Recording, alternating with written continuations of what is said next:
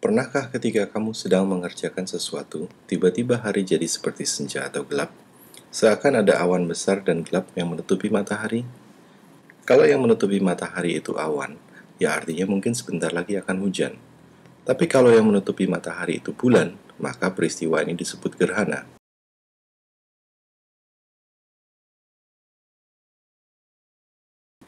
Gerhana adalah peristiwa ketika bulan melintas di antara matahari dan bumi sehingga menghalangi cahaya matahari. Akibatnya, ada area yang tidak menerima cahaya matahari. Peristiwa gerhana ini kadang disebut juga dengan istilah okultasi.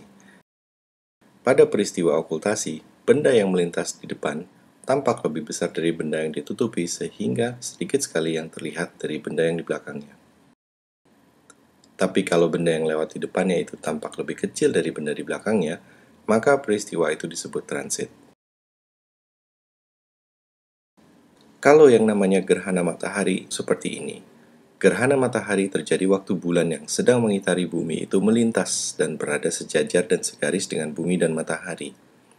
Akibatnya, matahari pun tertutup oleh piringan bulan. Bulan memang kecil, tapi karena jaraknya sangat dekat dengan bumi, piringannya tampak sebesar piringan matahari.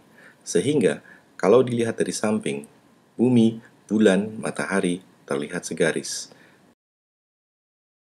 Tapi kalau dilihat dari bumi, kelihatannya bulan dan matahari seakan berimpit. Pada saat ketika piringan bulan terlihat sama besar dengan piringan matahari, maka terjadi gerhana matahari total. Akibatnya, bumi yang terkena bayangan bulan akan gelap. Sedangkan kalau piringan bulan tampak sedikit lebih kecil dari matahari, terjadi gerhana matahari cincin atau gerhana matahari parsial. Atau kadang bulan hanya menutupi sebagian wajah matahari. Peristiwa tadi terjadi kalau bulan lewat di depan matahari dan menghalangi cahaya matahari. Tapi di antara matahari dan bumi, ada planet Merkurius dan Venus. Ada saatnya kedua planet ini segaris dengan bumi dan matahari. Akibatnya, mereka juga menutupi matahari. Tapi karena Venus dan Merkurius jauh, piringannya jadi tampak kecil sekali dan cahaya yang dihalangi juga sedikit. Akibatnya, jika dilihat dari bumi, planet Venus yang sedang lewat di depan matahari itu tampak seperti noda hitam yang melintasi wajah matahari. Apakah kita bisa melihat Venus sedang melintas di depan matahari? Tentu saja bisa, tapi cahaya matahari sangat terang, menyilaukan, dan dapat merusak mata. Nah, supaya bisa melihat matahari dengan aman, kita perlu mengurangi kecerlangan matahari sebanyak mungkin supaya cahaya yang dilihat tidak merusak mata. Salah satunya dengan menggunakan filter yang dibuat khusus untuk menyaring sinar matahari. Namanya filter matahari.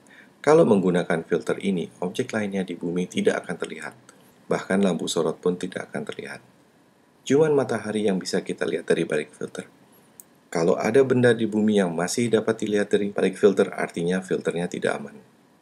Awas, jangan sembarangan menggunakan kaca gelap sebagai filter. Tidak semua kaca gelap itu aman sebagai filter matahari. Kalau kamu nggak yakin, tanyalah pada gurumu.